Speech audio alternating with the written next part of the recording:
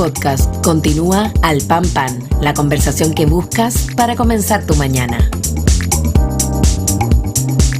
Bien, pues ya estamos de regreso entonces y queremos entrar en materia de seguridad. ¿Por qué? Porque el tema de la seguridad se ha levantado como uno de los ejes centrales de este texto constitucional, toda vez que determina el derecho de las personas a vivir en un estado, en un ambiente seguro, eso de todas maneras, pero en su artículo 9, número 1, dice: es deber del Estado resguardar la seguridad de la población, promover la integración armónica y solidaria de sus habitantes y su participación en la vida nacional.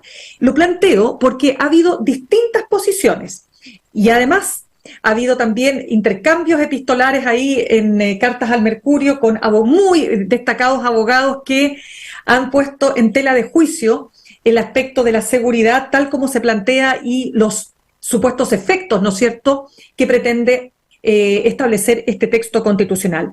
Así es que paso de inmediato a presentar a nuestro próximo entrevistado, el profesor Decía, titular de la Facultad de Derecho de la Universidad Adolfo Ibáñez, director del Centro en Investigación en Derecho y Sociedad, el profesor Javier Wilenmann.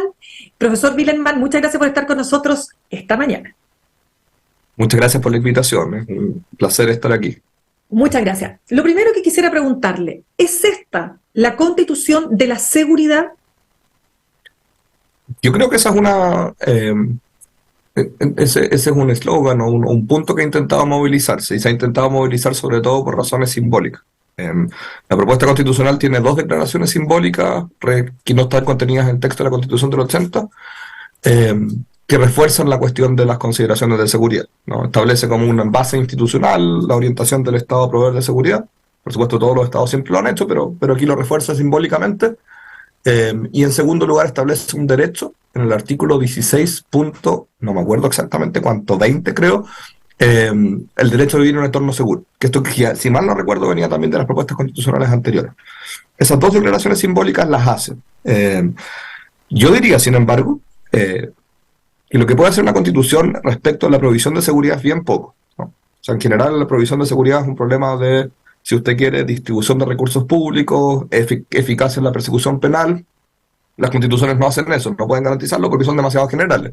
Más bien lo que uno quiere es que las constituciones no pongan trabas a la posibilidad de distribuir recursos públicos y alocar más recursos públicos a la posibilidad de proveer de seguridad por medio de las policías y por medio de los organismos de persecución, y que no pongan demasiadas trabas institucionales al funcionamiento de los sistemas sancionatorios para efectos de proveer seguridad.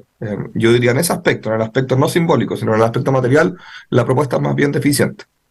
Ya, entonces entremos en ese punto, abogado, porque fíjese que Jorge Correa Sutil ha sido súper, ¿cómo decirlo?, explícito en plantear dos cosas. Uno, que este texto constitucional vende humo en materia de seguridad, y dos, que en materia de seguridad propone cosas que no es capaz de cumplir y que lo que va a terminar ocurriendo es que finalmente va a haber menos seguridad de la que pretende el propio texto constitucional, porque se va a producir una seguidilla de efectos de judicialización. Las personas van a ir a pedirle al tribunal: yo quiero que mi derecho a la seguridad se respete. Y él decía, y lo ponía con el siguiente ejemplo: si yo no tengo carabineros en mi zona, o en mi barrio, voy a ir al tribunal, y el tribunal entonces va a terminar siendo el juez el que determine dónde van la dotación de abogados, o sea, perdón, de carabineros o de policías, ¿no es cierto?, a determinado punto, a determinado lugar. Le cierro con esto. El profesor Víctor Avilés, abogado que entrevisté ayer, parte de la Comisión de Admisibilidad, decía que esto no era así porque quedaba expresamente señalado en la Constitución que los jueces no van a poder intervenir en temas que tienen que ver con políticas públicas. Le planteo todo esto porque es parte del debate. Yo creo que lo que dice Jorge Correa tiene razón, por supuesto, dicho de un modo más llamativo de lo que dije yo ahora. Vender humo, creo, es la forma de referirse que hace declaraciones simbólicas, pero respecto de un tema que es ante todo un tema de gestión material, ¿no? O sea, de funcionamiento material de las instituciones. Y no solo de eso, por supuesto, seguridad depende de muchos más factores, pero lo poco que depende de las instituciones es ante todo un tema de distribución material de recursos y de funcionamiento eficaz de esos recursos. El hecho de declarar simbólicamente y consagrarlo como derecho, si ayuda o no ayuda a la provisión de ese problema, o sea, lo que pueden hacer las declaraciones de derecho siempre es, como dice el profesor Correa, una cuestión de ciertos casos específicos, ¿no? La capacidad de movilizar por medio de acciones judiciales siempre es súper limitada. Es limitada y además distribución selectiva. A quién se le da más o menos es un problema de quién fue ante los jueces y a quién lo tomaron en consideración los jueces. Es una mala forma de hacer políticas públicas. O sea, en el mejor de los casos permitiría eso, que ya es un problema. Pero en el resto, sobre todo, y insisto, el problema central de la provisión de seguridad es un problema de poder contar con recursos para efectos de llevar a cabo acciones de prevención, digamos más bien de lo que en Chile hacen los carabineros, y poder llevar a cabo acciones de persecución. Y yo creo que lo que uno puede pedir a la Constitución a ese respecto es, ante todo, que no ponga trabas. Y mi impresión es que esta Constitución pone más trabas que lo que hace la Constitución de 1980. En parte por las razones que señala el profesor Correa. O sea, en parte por las razones de Jorge Correa, que, claro, el judicializar tiende a hacer las cosas más desordenado. Todo lo que es judicial es más desordenado que lo que es administrativo, en principio. Y en parte por el tipo de razones que discutimos en la Carta. A ver, vamos a entrar a la carta de todas maneras, pero antes de eso, usted ha dicho dos cosas que quiero, por favor, que me ayude a entender. Usted dice que aquí hay un problema. Primero, usted dice que hay mucha cosa simbólica, que se asemeja un poco a lo que dice Jorge Correa Sutil. Lo que él dice, lo traduce en vende humo. Entonces, nos da la sensación de que vamos a estar más seguros, pero usted dice que eso no va, o sea, si eso no va de la mano de tener más recursos, queda en la letra. La letra queda ahí súper bonita en la Constitución, pero ¿a qué se refiere usted? ¿Por qué usted dice que esto no va acompañado con un tema material de recursos? Recursos, ¿cómo se provee de recursos para efectos de seguridad? No es nada más que un problema de presupuestos, ¿no? De cuántos son los recursos con los que cuentan el Estado, los distintos organismos del Estado para efectos de proveer de seguridad. En materia de recursos, o sea, de cuáles son los recursos que se cuentan en estos ámbitos, la Constitución no hace mucho, pero sí es una Constitución que, por así decir, limita en alguna medida y con políticas súper específicas la capacidad de recaudación, ¿no?, del Estado. Lo hace con una política que ha sido muy discutida, que tiene ciertos artículos transitorios que probablemente todos conozcan aquí, en parte con la cuestión de las contribuciones.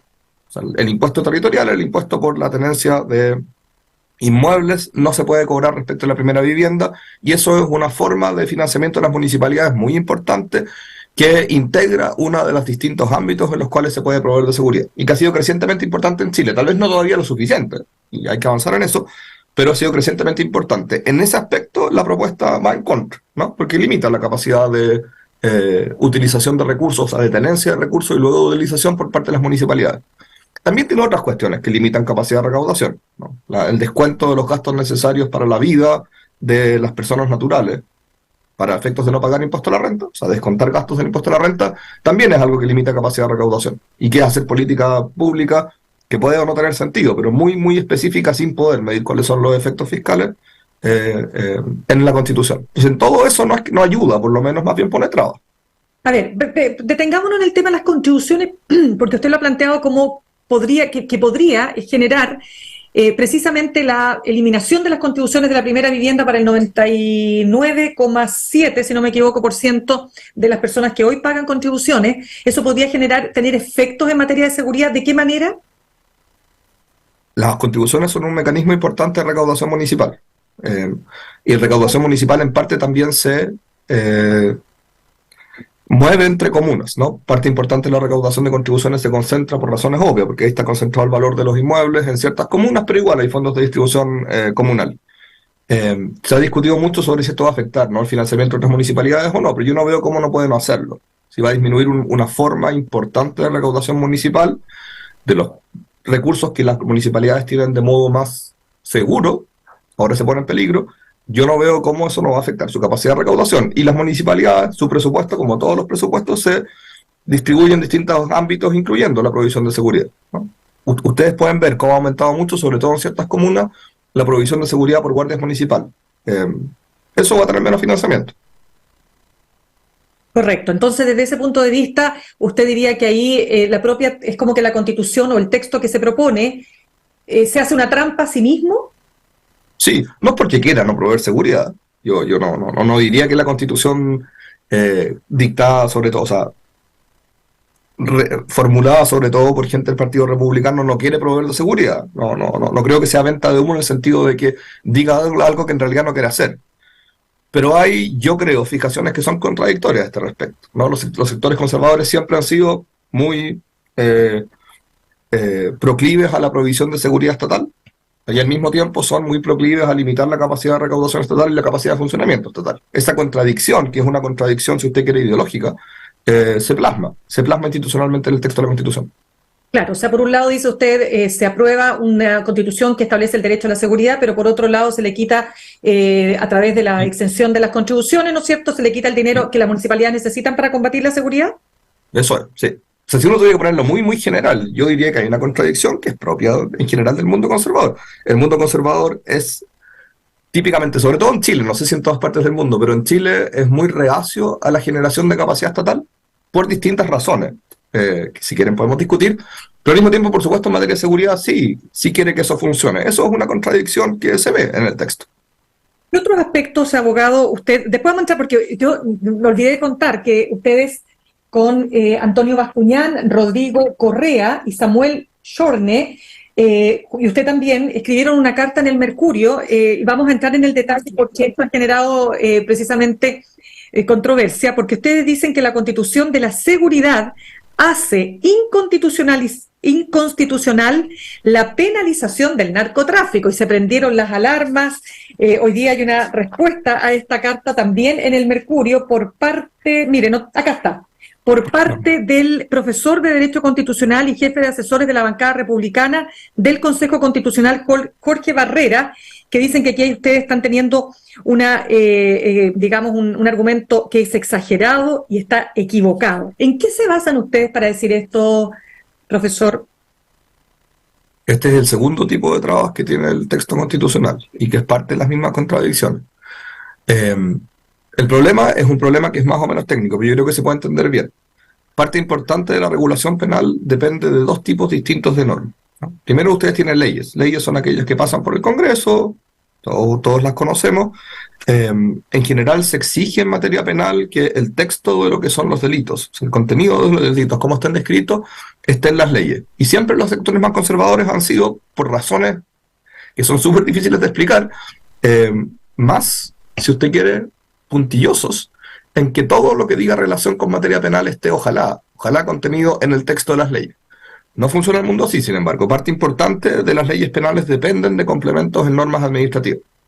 El caso más conocido por lejos, que eso es lo que es, en este aspecto es irónico y que ha causado que algunos se rían, pero es verdad. El caso más conocido de esta dependencia de regulación penal por regulación administrativa es la ley 20.000, la ley de narcotráfico. La ley de narcotráfico define los delitos de narcotráfico con conceptos generales contenidos en la ley. Comprar, vender, qué sé yo.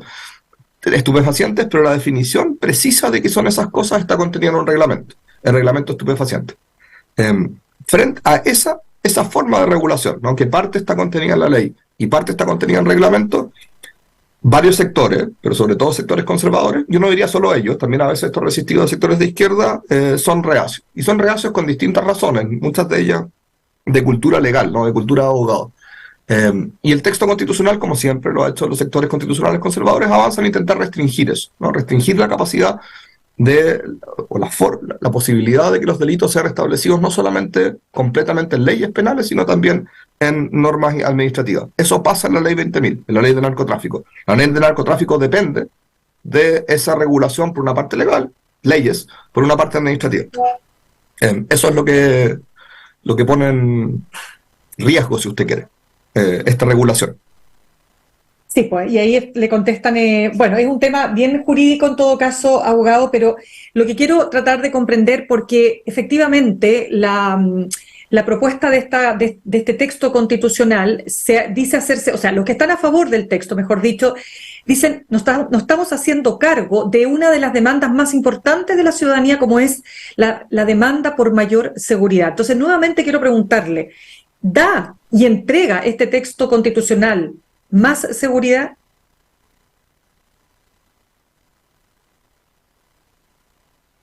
Ahí parece que tenemos ahí que retomar. Tenemos que retomar con el abogado porque tenemos problemas de internet. A ver si podemos, abogado. Estamos conversando con Javier Wilenmann, profesor titular de la Facultad de Derecho de la Universidad Adolfo Ibáñez, director del Centro de Investigación en Derecho y Sociedad, Javier Wilenmann, ¿no es cierto? Y estamos hablando a propósito de una carta. Ahí está. Abogado, es que se cortó el internet, así que de nuevo le hago la pregunta. ¿Le parece? Sí, hagamos la pregunta de nuevo. No sé qué pasó, Ya. perdón con mi No internet. se preocupe, no, cosas que pasan en este mundo En este mundo digital. virtual. Sí. Exactamente, ya.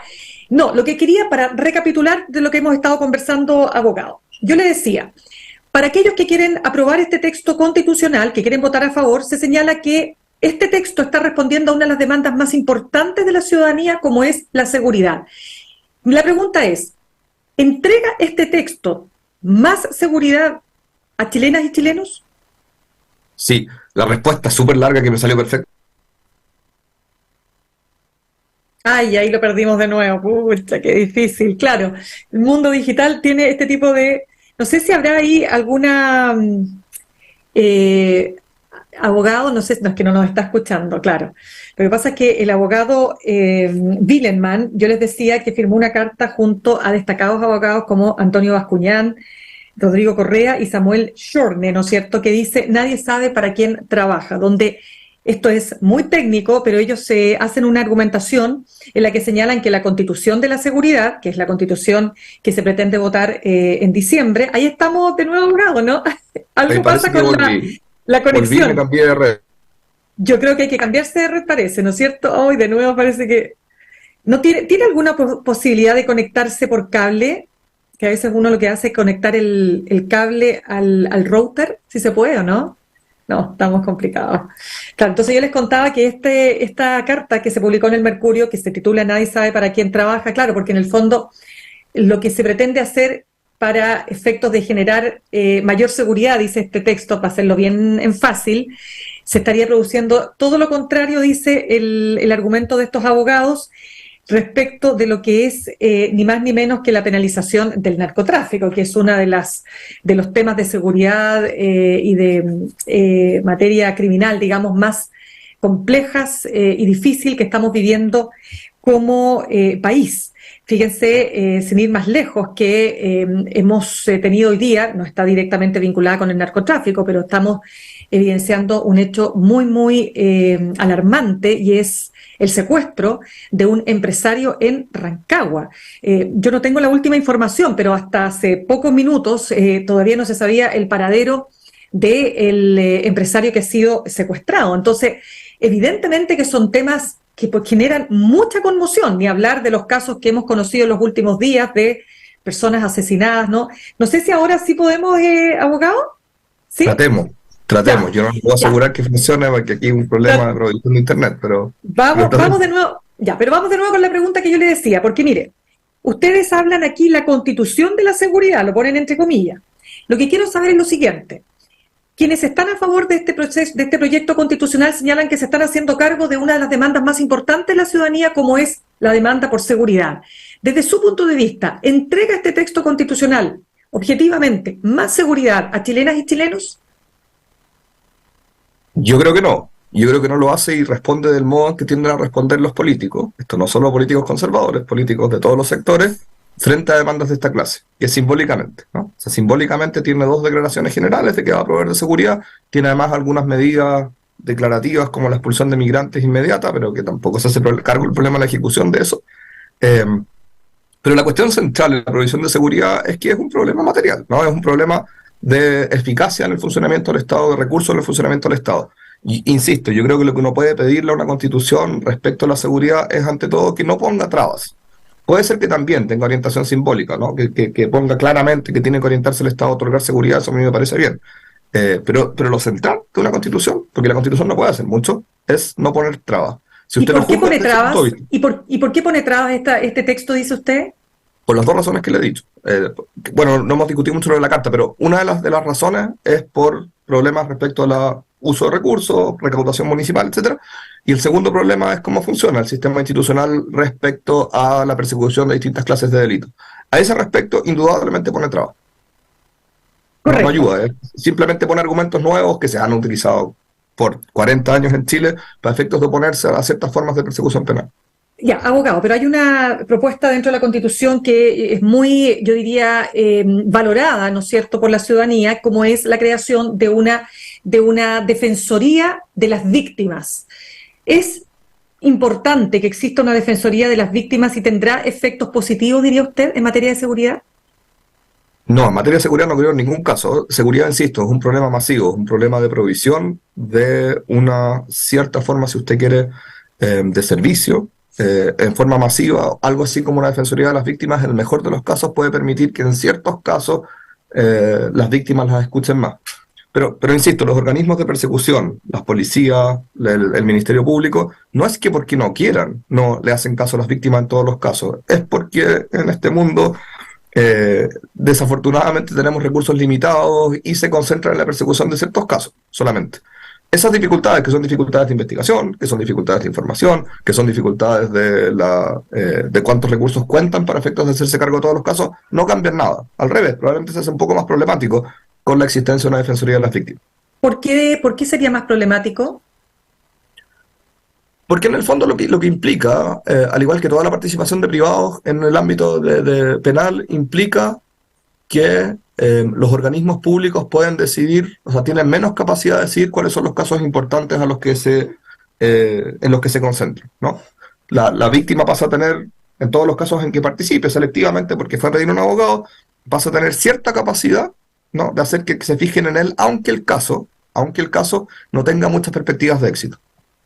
Ese es todo el punto, ¿no? O sea, si yo soy víctima, tengo un abogado, hoy en día también funciona así con la querella. Pongo una querella, la querella me permite que el caso se mantenga más tiempo abierto, ¿no?, y que en algún sentido parezca como que me están escuchando más. Pero si no hay información respecto a la persecución penal, a la posibilidad de que condenen, eso no va a cambiar por el hecho de que haya una querella o en este caso una defensoría de las víctimas. O sea, le da más tranquilidad, le da más la sensación a la víctima de estar siendo escuchada, pero usted dice que eso no va a tener necesariamente efecto en el éxito de la investigación. Claro, en el éxito de su investigación es incierto, masivos, o sea, masivos, que en la mayor parte de los casos, o más casos, un número relevante de casos termine con éxito. El hecho de que haya defensoría de las víctimas yo creo que no cambia nada. Es una pregunta empírica en todo caso, pero no lo creo. Ya, pero finalmente para cerrar el punto de la carta, porque, a ver, abogado, solamente para decirle, porque lo que dice la respuesta que se publica hoy día en el Mercurio, del abogado, como le decía, Jorge Barrera, es que acá ustedes, los profesores Bascuñán, Correa, Wilenmann y Schorne, sostienen de manera exagerada y equivocada que la propuesta de nueva constitución en el fondo afectaría ni más ni menos que la penalización del narcotráfico. Sí.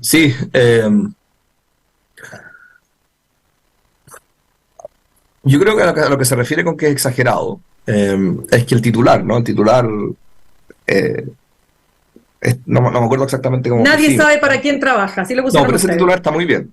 Eso está perfecto porque ese es todo el problema. Todo el problema es que la agenda conservadora de oponerse a la regulación estatal no se dan cuenta que también tiene efectos en las ordenanzas municipales, o sea, en la provisión de orden público, y no se dan cuenta que tiene efectos en cuestiones tales como la persecución del narcotráfico. En eso no les importó mucho en ese momento. Yo no creo que Jorge Barrera, la gente que participó de este proceso, haya estado pensando, hoy queremos hacer más difícil la persecución del narcotráfico. Eso no tiene sentido.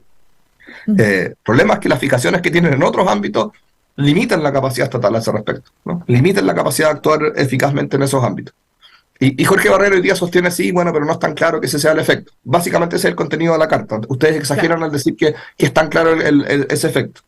Yo creo que es evidente que ese es el efecto en materia de derecho administrativo, por ejemplo, ordenanzas municipales, que va a ser una traba insalvable del funcionamiento de ellas. Tiene razón en que es menos claro en el caso de la ley 20.000 y el funcionamiento del narcotráfico. No es que sea prístino y que de inmediato se deje perseguir el narcotráfico, no queremos decir eso. Pero es bien probable que las acciones de inaplicabilidad vinculadas a la persecución del narcotráfico, o sea, yo soy defensor, me encuentro con que mi cliente está siendo perseguido por un delito de narcotráfico, hacer el argumento que nosotros estamos haciendo. Es decir, ahora la Constitución prohíbe la utilización de reenvíos a normas infralegales.